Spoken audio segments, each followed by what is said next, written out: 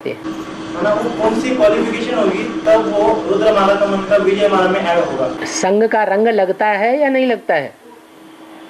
अरे प्रैक्टिकल में संघ का साकार, संघ का रंग लगता है या नहीं लगता है? लगता है। मुरली में बोला है आगे चल करके कुमारों की महिमा निकलेगी, बूढ़ों की महिमा निकलेगी, अधर कुमारों की महिमा निकलेगी, बूढ़ियों की महिमा निकलेगी, अधर कुमारियों की महिमा निकलेगी या युगलों की महिमा निकलेगी? युगलों की महिमा निकलेगी। बोला कि नहीं बोला? क्या कारण है जो युगलों की महिमा निकलेगी? वो कौन से युगल होंगे जिनकी महिमा निकलेगी? अकेले लक्ष्मी नारायण? अकेले लक्ष्मी नारायण होंगे क्या?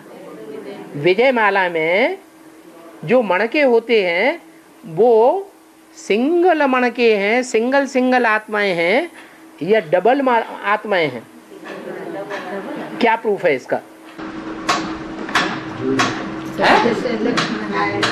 युगल है तो डबल आत्माएं। अरे मणका तो एक ही होता है विजय माला में, एक ही एक मणका तो होता है। दो शरीर एक मत आश्रमों में रह रहे हैं। माला भक्ति मार्ग में जो माला फिराई जाती है वो विजय माला एक एक मणका होता है या डबल मणके होते हैं?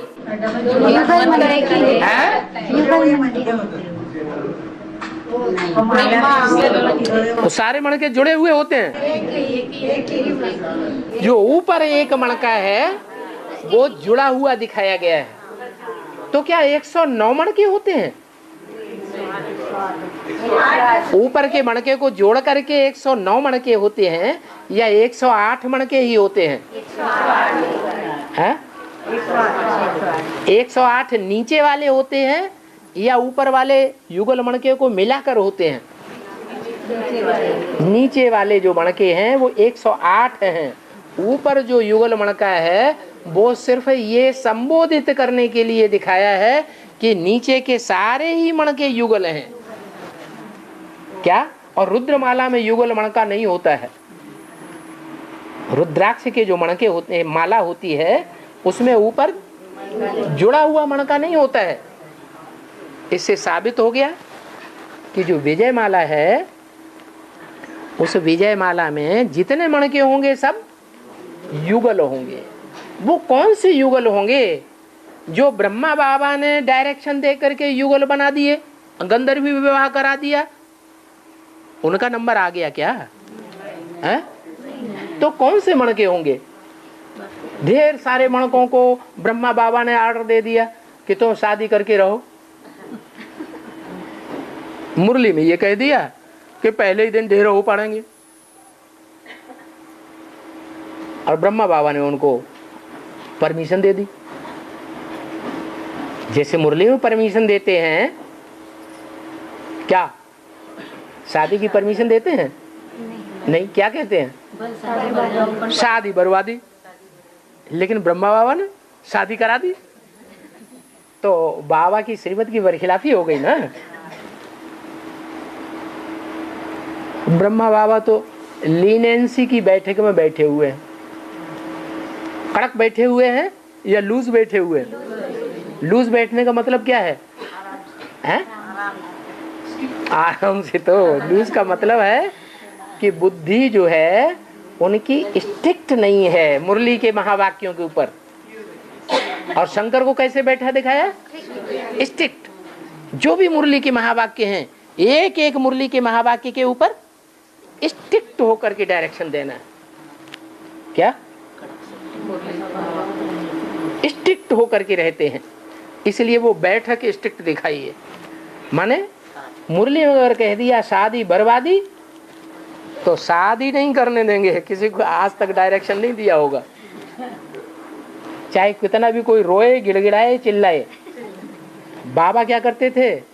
कन्या है, उसके घर वाले परमिशन नहीं देते हैं ज्ञान में चलने की, तंग करते हैं। कुमार है, उसके घर वाले ज्ञान में चलने की परमिशन नहीं देते हैं, तंग करते हैं। वो अपनी कथा कहानी बाबा को आके सुनाते थे, अम्मा बेचारी को दया आ जाती थी, अच्छा तुम शादी कर लो। क्या बाबा तो चाहते हैं कोई युगल ऐसा निकले जो पवित्र रह करके दिखावे, बस डायरेक्शन दे दिया और शादी कर ली। दिल्ली में भी ऐसे कई युगल हैं जो शादी करके अभी इंचार्ज बने बैठे हैं।